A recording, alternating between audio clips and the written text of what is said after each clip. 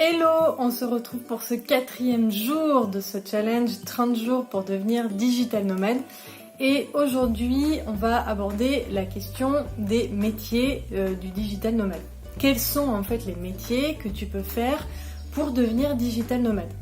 C'est un peu la grande question quand on commence à se questionner justement sur le fait de devenir digital nomade, à regarder un petit peu tout ce qui est possible, etc. C'est pas toujours très clair au départ de visualiser, de se projeter dans un métier digital quand nous-mêmes on n'est pas spécialement digitalisé déjà. Alors je vais te parler un petit peu des métiers, je te renverrai à la fin de la vidéo, je te mettrai le lien en bas dans les commentaires de mon article où je te donne une grande liste, alors non exhaustive évidemment, mais je te donne une grande liste de tous les métiers du web que tu peux faire en tant que digital nomade. Mais on va en parler déjà un petit peu dans cette vidéo. En fait, il y a plusieurs angles d'attaque. Le premier, c'est si tu as déjà un métier digitalisable, eh bien, si ce métier te plaît, ça peut être intéressant au moins de commencer par là. Admettons, tu travailles déjà dans une entreprise en tant que chef de projet ou en tant que commercial, je ne sais pas. C'est possible de digitaliser simplement tes compétences en fait en devenant freelance. Si tu es chef de projet dans une entreprise, il y a des tas d'entreprises qui cherchent des freelances chefs de projet. Et donc, si ces entreprises-là n'exigent pas que le chef de projet soit sur place, tu peux tout à fait imaginer te lancer un petit peu de cette manière-là. Alors, on y reviendra plus tard dans le mois. De toute façon, quelles que soient tes compétences actuelles, si par exemple, je vais reprendre mon exemple du chef de projet, si tu es chef de projet et que tu veux te lancer en tant que digital nomade, il faudra commencer à vraiment penser freelance, indépendant, et donc réfléchir à quel type de clientèle tu vas vouloir viser, etc. Mais c'est pas le sujet du jour, je m'écarte un peu.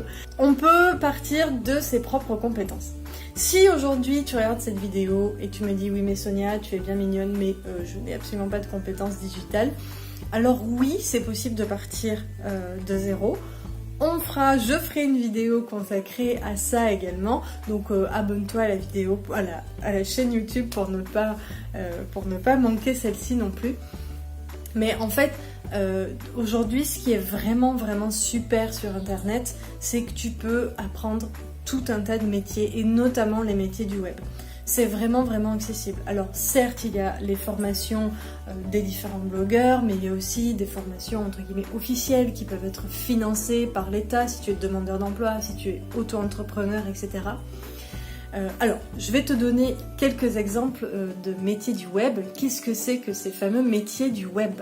Alors, si tripatouiller dans les ordinateurs et le code te plaît bien, ou tu penses que ça pourrait te plaire, tu vas avoir tous les métiers liés au développement web, logiciel, application. Tu as évidemment tous les métiers du genre community manager, donc là on va être plutôt sur les réseaux sociaux. Tu vas avoir les métiers de graphiste, de web designer, mais également les métiers de data scientist qui sont très demandés en ce moment. C'est-à-dire en fait les métiers data scientist, c'est vraiment analyser toutes les données, par exemple les données Google Analytics, etc. En ressortir des choses clés en fait qui vont servir ensuite aux entreprises dans leur positionnement, leur communication, leur stratégie tout simplement.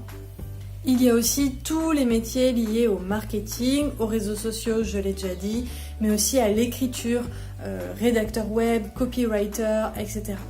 Et tout ça, ce sont des métiers, alors évidemment si tu as déjà des compétences dedans, tu as déjà un pied d'avance, un pas d'avance, mais tout ça ce sont des métiers que tu peux concrètement apprendre. Ça prend un peu de temps d'acquérir toutes les compétences, mais c'est des métiers qui s'apprennent et on peut totalement après envisager de partir.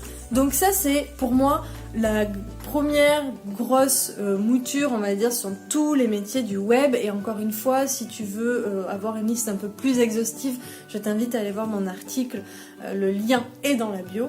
Et ensuite on va avoir les métiers que l'on peut digitaliser. C'est-à-dire des métiers qui sont a priori pas des métiers du web, mais que l'on peut quand même faire quand on veut devenir digital nomade. Je pense par exemple à tout ce qui est autour de la formation. Alors on a déjà parlé dans les vidéos précédentes, L'idée, c'est que tu peux créer tes propres formations, tu peux trouver des employeurs, notamment en B2B, qui cherchent des formateurs, etc. Si par exemple aujourd'hui tu es professeur d'anglais ou professeur de français, tu peux totalement envisager d'enseigner depuis ton ordinateur, trouver des élèves à distance, etc. Tu peux aussi envisager de devenir entrepreneur et de créer tes propres formations pour apprendre l'anglais et ensuite les vendre. Mais il va y avoir aussi tous les métiers liés à la santé et au bien-être.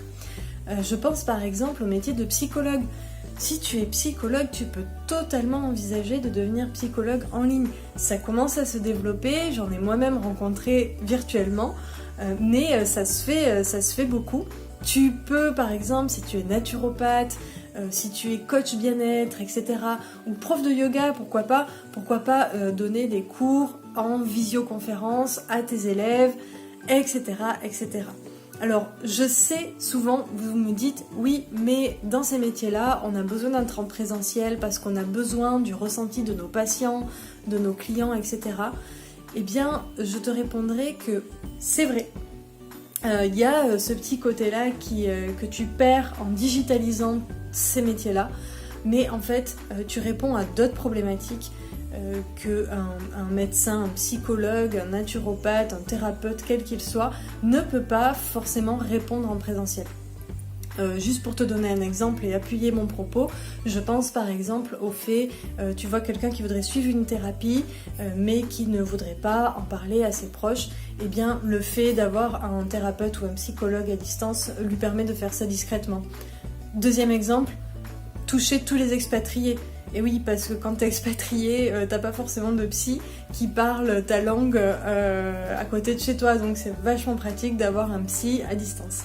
Bon, et il y a aussi tous les métiers qui vont être liés par exemple au juridique, à l'administratif, etc. Tu peux très bien envisager d'être consultant juridique, à distance, etc.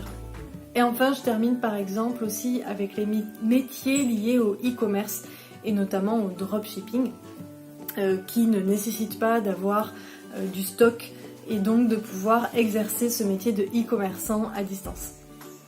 Alors maintenant, comment choisir son métier ?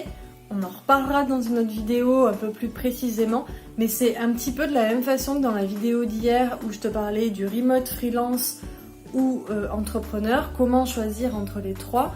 De la même manière, comment choisir son métier ou son activité de digital nomade, toujours de la même manière en fait, vraiment en fonction de ton caractère, en fonction de tes aspirations, en fonction de ce que tu penses qui peut te plaire. Et une dernière chose, c'est pas parce que tu entres dans une activité, par exemple tu te dis le community management, ça me plaît bien, les réseaux sociaux j'adore ça, je vais me former, je vais me lancer. C'est pas pour ça que tu vas te coincer après complètement dedans. Vous êtes nombreux parfois à me dire mais oui mais je suis pas sûre que ce métier va me plaire. Mais c'est pas grave, en fait tu vas apprendre plein de choses et tu vas surtout apprendre et comprendre le web, le monde digital et en fait de fil en aiguille tu pourras passer d'une activité à l'autre. Et justement, je te conseille de voir la vidéo de dimanche, la vidéo numéro 7, où je te raconterai notre parcours de digital nomade et notamment le mien où je suis partie de zéro en ce qui concerne le digital. Initialement, je suis prof de français et j'ai commencé dans le web design pour finir dans la rédaction web et le marketing web. Donc tu vois, ça n'a absolument rien à voir et ça se fait. Le tout est de s'écouter, de savoir ce qui nous plaît et tout simplement d'essayer. Allez, je te dis à demain, on se retrouve pour la 5e vidéo où je vais te parler du signe distinctif numéro 1 de tous les digital nomades. Ciao ciao!